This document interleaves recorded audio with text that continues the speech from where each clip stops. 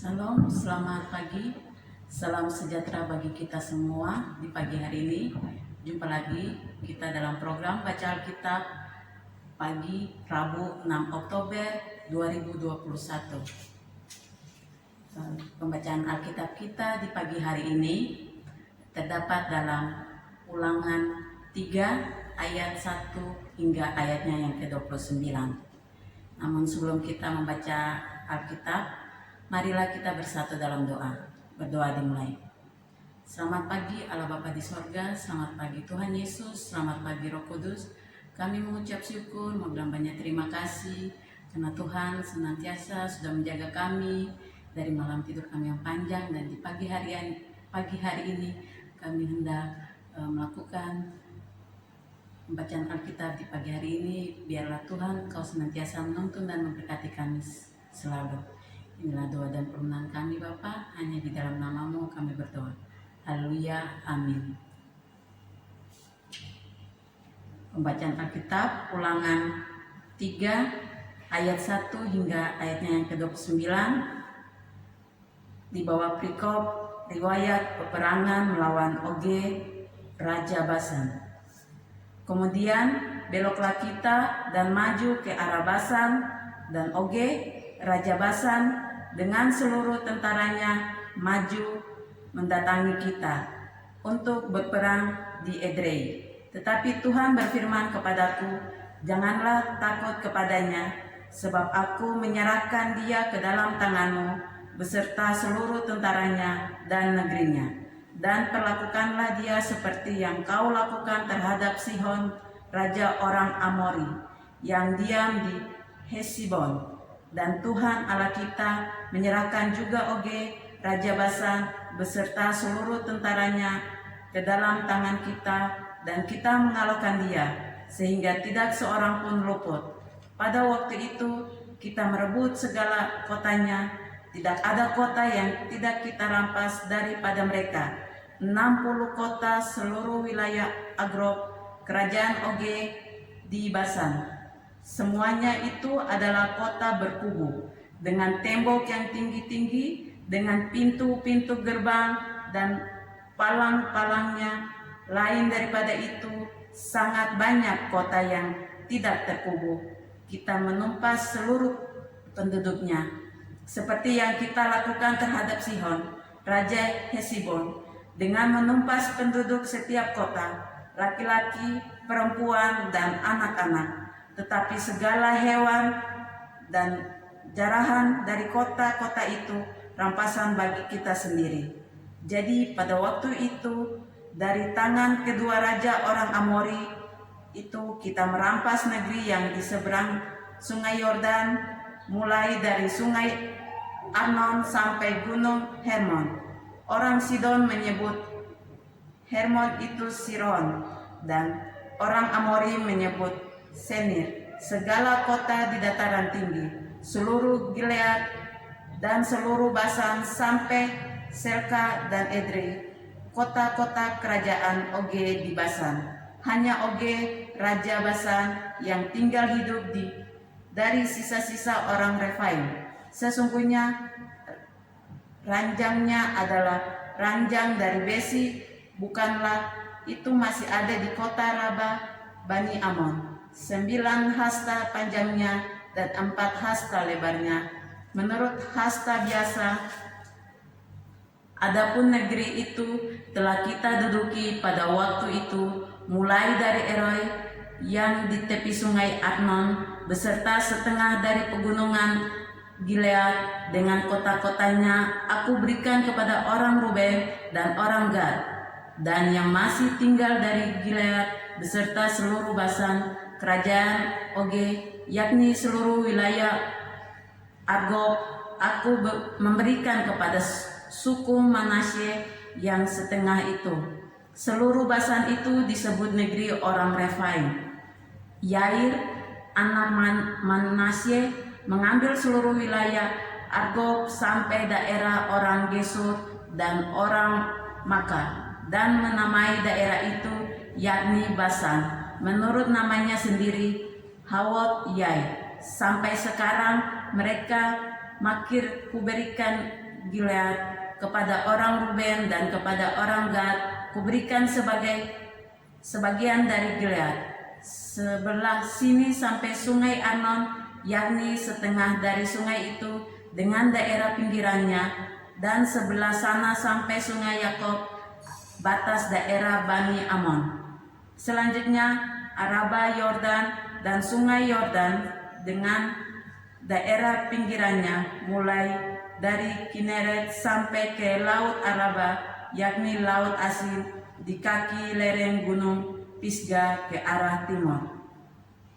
Pada waktu itu aku memerintahkan kepadamu, demikian Tuhan Allahmu telah memberikan negeri ini kepadamu untuk dimiliki, namun kamu, yakni semua orang yang gagah perkasa, harus menyeberang dengan bersenjata di depan saudara-saudaramu, orang Israel.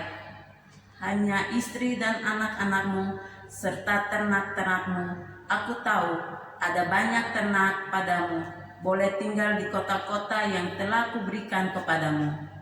Sampai Tuhan mengaruniakan keamanan kepada saudara-saudaramu seperti kepadamu, dan mereka pun memiliki negeri yang diberikan Tuhan Allahmu kepadamu. Memberikan Tuhan Allahmu kepadamu mereka di seberang sungai Yordan. Sesungguhnya itu bolehlah kamu pulang masing-masing ke tanah miliknya yang telah kuberikan kepadamu. Dan kepada Yosua kuperintahkan pada waktu itu, demikian matamu sendirilah yang telah melihat segala yang dilakukan Tuhan Allahmu terhadap kedua raja itu. Demikianlah akan yang dilakukan Tuhan terhadap segala raja kemana engkau pergi. Janganlah takut kepada mereka, sebab Tuhan Allahmu dialah yang berpegang kepadamu. Jangan juga pada waktu itu aku mohon kasih karunia daripada Tuhan.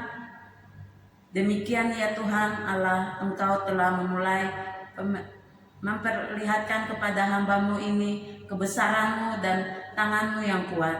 Sebab Allah manakah di langit dan di bumi yang dapat melakukan perbuatan perkasa seperti engkau. Biarlah aku menyeberang dan melihat negeri yang baik yang di seberang sungai Yordan, tanah pegunungan yang baik itu dan gunung Libanon. Tetapi Tuhan murka terhadap aku oleh karena kamu tidak mendengarkan permohonanku. Tuhan berfirman kepadaku, cukup, jangan lagi bicara perkataan itu dengan aku. Naiklah ke puncak gunung Pisgah dan melayangkanlah pandanganmu ke barat, ke utara, ke selatan, dan ke timur. Dan lihatlah baik-baik, sebab sungai Yordan itu tidak akan kau seberangi. Dan berilah perintah kepada Yosua, kuatkanlah dan teguhkanlah hatinya, sebab dialah yang akan menyeberang di depan bangsa ini, dan dialah yang akan memimpin mereka sampai mereka memiliki negeri yang akan kau lihat itu. Demikianlah kita tinggal di lembah di tentangan Bet-Peor. Demikian jauh pembacaan firman Tuhan. Kita akan masuk dalam isi berita firman Tuhan. Yang pertama, ayat 1 hingga ayatnya yang ke-11. Kehendak Tuhan yang dikuatkan oleh janji-janjinya, maka umat Israel meraih kemenangan. Jika bukan karena ketidakpercayaannya mereka, generasi terdahulu telah meraih kemenangan di Kanaan 40 tahun silam.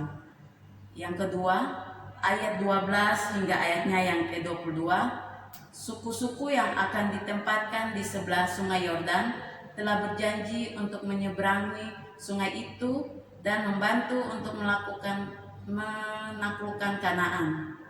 Dan yang ketiga, ayatnya yang ke-23 hingga ayatnya yang ke-29, oleh karena keangkuhannya di Kades, Bilangan 20 ayat 1 hingga 13, Musa tidak diperkenankan masuk tanah Kanaan, meskipun ia berdoa dengan sungguh-sungguh kepada Tuhan untuk belas kasihan kepadanya. Ia memang melihat negeri itu dan member bangsa seorang pemimpin untuk membawa mereka ke sana.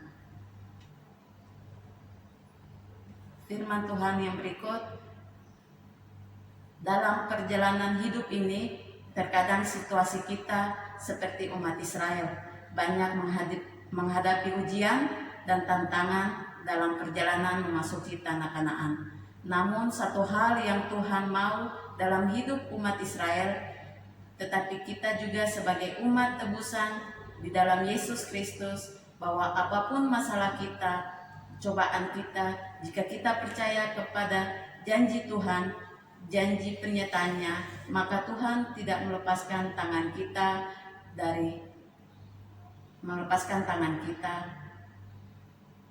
Tuhan tidak membiarkan kita berjalan sendiri. Dia selalu bersama kita.